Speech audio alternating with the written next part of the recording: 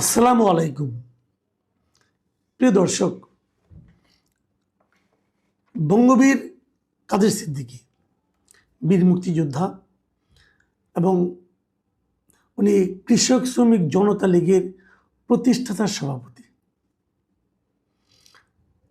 তিনি বলেছেন যে শিগগিরই আওয়ামী লীগ তার পজিশনে ফিরবে। এই বক্তব্যটা নিয়ে বেশ আলোচনা হচ্ছে। আমি নিজেও এটা নিয়ে একটু কথা বলতে চাই। এই বঙ্গবীর কাদের সিদ্দিকী সম্পর্কে আপনারা সবাই জানেন, ওনাকে নতুন করে পরিচয় করে দেওয়ার কিছু নেই। ওনার মুক্তিযুদ্ধে যে বিশাল অবদান, সেই অবদানও অতুলনীয় অবদান ওনার। কিন্তু তারপর আমরা দেখেছি যে উনি একসময় আওয়ামী লীগ করতেন, আওয়ামী লীগের এমপিও হয়েছিলেন, তারপর উনি আওয়ামী লীগ ত্যাগ করেছেন। তার বিভিন্ন সময় আমরা শুনেছি যে উনি আবার আওয়ামী লীগে ব্যাক করতে পারেন, করার চেষ্টাও দু একবার করেছিলেন কিনা জানি না, তো শোনা গিয়েছিল উনি চেষ্টা করেছিলেন। শেষ পর্যন্ত আওয়ামী লীগে ওনার আর ফেরা হয়নি। শেখ হাসিনার সঙ্গে ওনার বিরোধ ছিল, আবার শেখ হাসিনাকে উনি তার বোন হিসেবেও মানতেন এবং ডাকতেন। এক বিচিত্র চরিত্র ওনার। তবে ওনার পার্সোনালিটি এটা শ্রদ্ধা করার মতো, এবং সবসময় উনি কথা বলতে যে কারোকে সমীহ করে কথা বলেন এমনটা আমার কখনো মনে হয়নি। যেটা উনি ভালো বুঝেন সেটাই বলেন এবং বেশ দৃঢ়তার সঙ্গেই বলেন। ওনার মাঝে কিছু কর্মকাণ্ড নিয়ে আমার নিজের মনে খুব দুঃখ ছিল। সেটা হলো উনি মাঝখানে জামাত সংশ্লিষ্টতার অভিযোগ ওনার বিরুদ্ধে উঠেছিল। উনি জামাতের পত্রিকায় লিখতেন, উনি জামাতের টেলিভিশনে অনুষ্ঠান উপস্থাপনা করতেন, এগুলো নিয়ে বেশ বিতর্ক হয়েছিল। এবং অনেকে এমনও বলেছিলেন যে এইগুলি করার পেছনে নাকি ওনার বেশ নগদ প্রাপ্তির কিছু ব্যাপার স্যাপার কাজ করেছিল। যাক, সেগুলি এক কথা, অত দীর্ঘ আলোচনায় যাচ্ছি না। কিন্তু আমি যে কথাটা বলতে চাচ্ছি যে ওনার যে পার্সোনালিটি, সেটা হলো যে উনি যেটা ভালো মনে করেন সেটা নির্দ্বিধায় এবং দৃঢ়তার সঙ্গে উচ্চারণ করার একটা সৎসাহস ওনার আমি সবসময় দেখেছি। সেই কাদের সিদ্দিকী বলেছেন, কালের কণ্ঠের একটা অনলাইন টক শো আছে, সেই টক শোতে যে উনি এই কথাগুলি বলেছেন। উনি কি বলেছেন সেটা আমি আপনাদেরকে একটু ওনার কথা থেকে পড়ে শোনাই। উনি বলেছেন, আল্লাহকে হাজির নাজির জেনে বলে যাচ্ছি, আগামী কয়েকদিনে কয়েক মাসে আওয়ামী লীগ তার পজিশনে যাবে। কিন্তু শেখ হাসিনার নেতৃত্বে আওয়ামী লীগ যা করে গদিচ্যুত হয়েছে, তা যদি করে আওয়ামী লীগ আবার ডুববে। ওনার এই যে কথাটা, এই কথার মধ্যে কিন্তু একটু অস্পষ্টতা আছে। অস্পষ্টতা এই কারণে, উনি বলছেন, প্রথমে বলছেন কয়েক দিনে, তারপরে বলছেন যে কয়েক মাসে, তারপর বলছেন আওয়ামী লীগ তার পজিশনে যাবে। এই যে পজিশনে যাবে, কথার অর্থ কি? আওয়ামী লীগ সর্বশেষ যে পজিশনে ছিল সেই পজিশনে যাবে? এটা কিন্তু ক্লিয়ার না। আওয়ামী লীগ সবশেষ কোথায় ছিল? আওয়ামী লীগ সবশেষ সরকারে ছিল। তা আওয়ামী লীগ কি সরকারে যাবে? এবং সেটা কয়েক দিনে অথবা কয়েক মাসে যাবে? আমি ওনার সঙ্গে একমত না। এটা আওয়ামী লীগ কয়েক দিনে বা কয়েক মাসে তার পজিশনে যাবে না। সেই যাওয়ার মতো কোনো বাস্তবতা আমি দেখতে পাচ্ছি না। দেশের মানুষ আওয়ামী লীগকে কয়েক দিনে অথবা কয়েক মাসের মধ্যে আবার আগের মতো করে ক্ষমতায় বসাবে, এরকম মনে করার মতো কোনো কারণ আমি দেখি না। তারপর উনি বলেছেন যে কিন্তু শেখ হাসিনার নেতৃত্বে আওয়ামী লীগ যা করে গদিচ্যুত হয়েছে, তা যদি করে আওয়ামী লীগ আবার ডুববে। আবার ডুববে মানে কি? তাহলে একবার ভাসবে তারপর আবার ডুববে। আওয়ামী লীগ ভাসবে কি না সেটাই তো নিয়ে আলোচনা হচ্ছে। তো আপনি আওয়ামী লীগকে এক মাসের মধ্যে কয়েক মাসের মধ্যে উঠিয়ে আবার ডুবিয়ে দিচ্ছেন। যদি আওয়ামী লীগ আগের মতো আচরণ করে তাহলে তো ডুববেই। শেখ হাসিনা যে আচরণটা করেছিলেন, ওই আচরণটা যে কোনো দল করুক, আওয়ামী লীগ করুক, যে কোনো দল করুক, সেই দল ডুবতে বাধ্য। কারণ শেখ হাসিনা মূলত কি কাজটা করেছিলেন? উনি মূলত জনগণের ক্ষমতাকে অস্বীকার করেছিলেন, জনগণের ক্ষমতাকে উনি অপমান করেছিলেন। জনগণের ক্ষমতাটা কি? ভোট দেওয়ার ক্ষমতা। আপনি জনগণের কাছ থেকে ভোট দেওয়ার ক্ষমতাটাকে কেড়ে নিয়েছিলেন। তো সেই কাজ যেই করবে ভাই, সেই ডুববে। এটা বলার জন্য বঙ্গবীর কাদের সিদ্দিকী হওয়া লাগে না।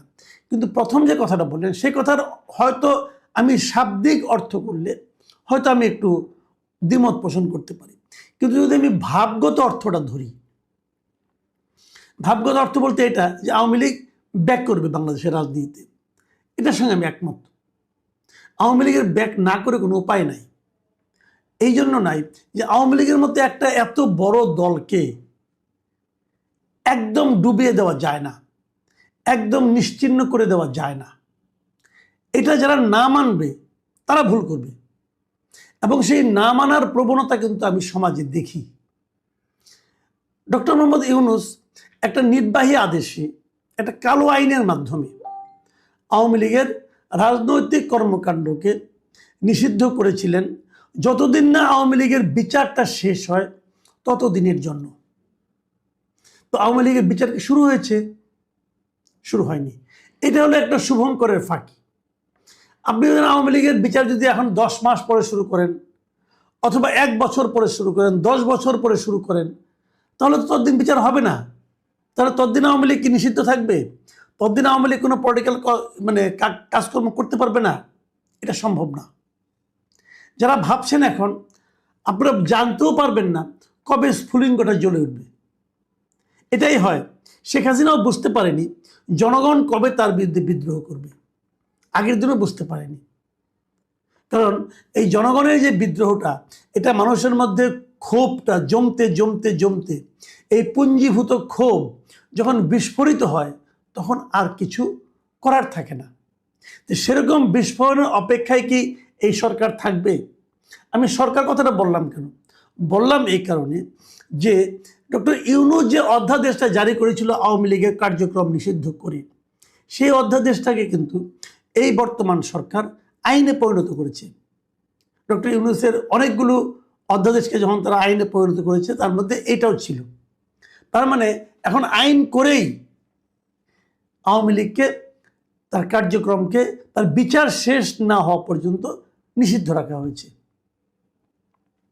তাহলে এখন করণীয়টা কি? করণীয় হতে পারে দুটো। একটা হলো তাড়াতাড়ি বিচার শুরু হবে, এবং বিচারে যে সিদ্ধান্ত হয় সেটাই হবে। বিচারে যদি আওয়ামী লীগের রাজনীতিকে নিষিদ্ধ করা না হয়, তাহলে আওয়ামী লীগ রাজনীতি করতে পারবে। আর যদি রাজনীতিকে নিষিদ্ধ করা হয়, তখন আওয়ামী লীগ রাজনীতি করতে পারবে না। তো বিচারিক আদেশ একটা, আর নির্বাহী আদেশ আরেকটা। তো বিচারিক আদেশটা কি হয় সেটার জন্য আমরা অপেক্ষা না হয় করতে পারি। কিন্তু এখানে যে কথাটা বলা হচ্ছে সেটা হলো, যে কথাটা নাকি মানে কাদের সিদ্দিকীও বলেছেন, যে যদি আওয়ামী লীগ আসে, তো সে আওয়ামী লীগটা কীভাবে আসবে? শেখ হাসিনার নেতৃত্বে আসবে? শেখ হাসিনা যেভাবে আওয়ামী লীগকে চালিয়েছে সেভাবে আবার চলবে? এটা নিয়ে কিন্তু একটা বড় প্রশ্ন। অনেকে এরই মধ্যে বলা শুরু করেছেন যে আওয়ামী লীগ আর শেখ হাসিনা এই দুটো হলো অঙ্গাঙ্গিভাবে জড়িত। শেখ হাসিনা ছাড়া আওয়ামী লীগ তারা চিন্তা করছেন না। এটা ভালো, এটা তার নেত্রীর প্রতি প্রেম থাকতে পারে, অথবা শেখ হাসিনা এমন একটা জায়গায় চলে গিয়েছিলেন, তিনি এমন একটা চেহারা, এমন একটা ব্যক্তিত্ব, তারা তার বিকল্প কাউকে আর ভাবছে না। এটাও তাদের চিন্তা, নেতৃবৃন্দের প্রতি কর্মী সমর্থকদের যে আস্থা বিশ্বাস, হয়তো সে কারণে। কিন্তু প্রশ্ন হলো, যদি শেখ হাসিনা আসেন, তাহলে ওনার যে কৃতকর্ম, তার জন্য কি ওনাকে বিচারের সম্মুখীন হতে হবে না? এই জায়গাটাতে আমার প্রশ্ন। শেখ হাসিনা যদি আসেন, তাকে অবশ্যই তার বিচার করার দরকার হবে, কারণ ওনার বিরুদ্ধে অভিযোগ আছে। এই যে এতগুলি শিশু মারা গেল, এতগুলি মানুষ মারা গেল জুলাই আন্দোলনের সময়, সেই সময় সরকার প্রধান যিনি ছিলেন, তিনি কি হত্যাগুলোর দায় এড়াতে পারবেন? তাহলে ওনাকে, যে কথাটা কাদের সিদ্দিকী নিজেও বলেছেন, দেখেন উনি কি বলেছেন। উনি বলেছেন যারা শেখ হাসিনা সরকারে ছিলেন, যারা অতিরিক্ত করেছেন, দেশে আইন শৃঙ্খলা আছে, আইনের বই আছে, সংবিধান আছে, সেই অনুসারে তাদের বিচার হবে। দরকার পড়লে শেখ হাসিনারও বিচার হবে। এটা কিন্তু কাদের সিদ্দিকী নিজেও বলেছেন। মানে যারা বাড়াবাড়ি করেছেন, যারা অন্যায় করেছেন, যারা অনিয়ম করেছেন, তাদের সকলের বিচার হতে হবে, এটা কাদের সিদ্দিকীর মত। এবং তিনি সে সঙ্গে এটাও বলেছেন, কিন্তু দলীয়ভাবে নিষিদ্ধ করা, কার্যক্রম বন্ধ রাখা, এটা যারা করেছে তারাই অন্যায় কাজ করেছে। যে কথাটা আমিও বললাম, আমি ওনার সঙ্গে একমত, কিন্তু যে আপনি দল নিষিদ্ধ করতে পারেন না। আমি একটা উদাহরণ প্রায়ই দিয়ে থাকি, সেটা হলো, আপনি ধরেন একটা আপনার স্কুল অথবা একটা ছাত্রাবাস, তার পাশ দিয়ে ছাত্ররা রাস্তা দিয়ে হাঁটাহাঁটি করছে, সেখান দিয়ে একটা বাস যায়, এক বাস চাপা পড়ে হয়তো 2জন ছাত্র মারা গেল, স্টুডেন্ট মারা গেল। এখন স্টুডেন্টরা ক্ষিপ্ত হলো, ক্ষিপ্ত হয়ে বাসটাকে ধরলো, ড্রাইভারকে একটু গণপিটুনি দিল। তারপর আপনি করণীয়টা কি? আপনি কি ড্রাইভারকে পিটাতে পিটাতে মেরে ফেলবেন?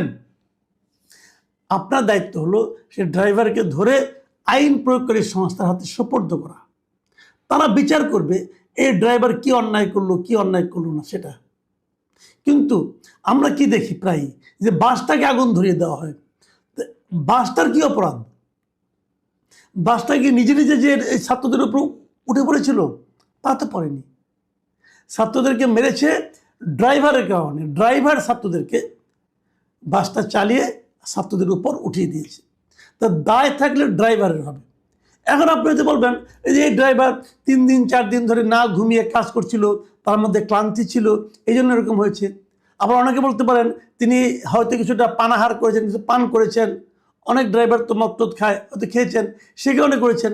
যে কারণেই করেন, বাসের স্টিয়ারিংটা যার হাতে ছিল তাকেই দায়িত্বটা নিতে হবে। তো জুলাই আন্দোলনের সময় বাসের স্টিয়ারিংটা কার হাতে ছিল? শেখ হাসিনার হাতে ছিল, শেখ হাসিনার মন্ত্রীবর্গের হাতে ছিল। তাহলে ড্রাইভার, কন্ডাক্টর এবং অ্যাসিস্ট্যান্ট যারা ছিল এই সবাইকে বিচারের আওতায় আনেন, কোনো আপত্তি নেই। কিন্তু আপনি বাসটাকে পুড়িয়ে দেবেন কোন যুক্তিতে? তো আওয়ামী লীগের শাসন আমলে আওয়ামী লীগ যারা চালাতো তারা এই কাজগুলো করেছে। ভাবুন তো একবার, এই আওয়ামী লীগ তো 96 সালে ক্ষমতা এসেছিল, তখন কি তারা এরকম করেছে? কয়নি তো।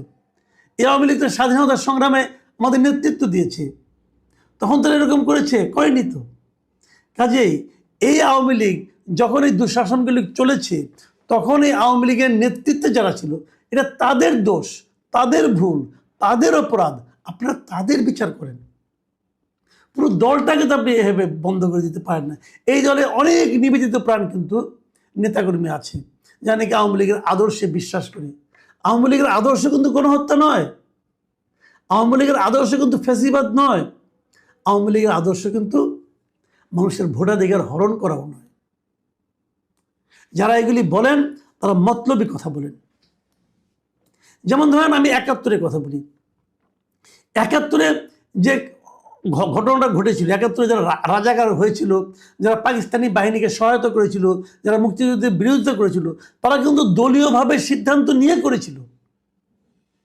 এই 2024-এ কিন্তু দলীয়ভাবে সিদ্ধান্ত নিয়ে হয়নি, বিষয়টা হয়েছে সরকারিভাবে। মানে যারা সরকারি ছিল তারা করেছে কাজটা। এই জিনিসগুলো মাথায় রাখতে হবে।